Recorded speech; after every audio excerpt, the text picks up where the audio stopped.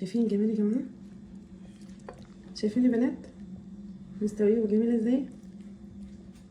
يلا بينا نشوف هنعمل الفراخ البلدي بطريقه جميله جدا. تعالوا نشوف كده الحشوه الخطيره مع بعض.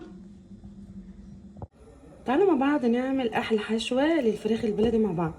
عملت كده بصلتين كبار تمام، وحطيت كمان قرن فلفل وكمان 3 4 فصوص توم. هشوحهم كده على النار في طاسه تمام. هننزل عليهم بالفلفل الاسمر، هننزل كمان بالسبع بهارات نص معلقه تمام. هنقلب كل الحشوه دي كلها مع بعض كده تمام. هننزل عليهم كمان معلقتين كبار من الزبيب، وده حسب الرغبه.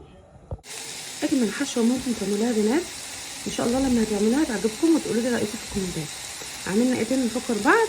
عملت بصلتين كبار زي ما شايفين كده، حطيت عليهم قرن فلفل، حطيت عليهم التوابل بتاعتنا نص معلقه فلفل اسمر ونص معلقه من السبع بهارات، ونزلت عليهم كمان معلقتين كبار من الزبيب لو متوفر او حسب الرغبه تمام. هنشوحهم بس تشويحه مع بعض كده بنات، مع كمان 3 4 فصوص توم عملتهم مع بعض.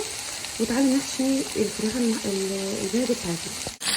كده حطيت فيها الزيت كمان، حطيت فيها معلقه زبده عشان البلدي اللي متوفر عندك.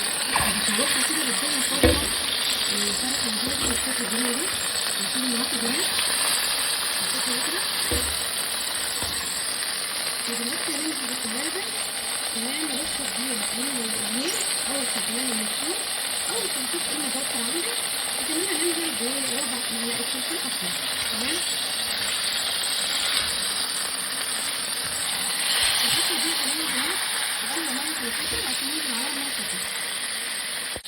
شوحه كده بنات، ضفت عليها الفلفل الاسمر والحبهان او الهيل الموجود المطحون تمام، وانزل عليها ببصلايه كده الشوح مع بعض، وارمي فلفل قطعتين كده منه تمام.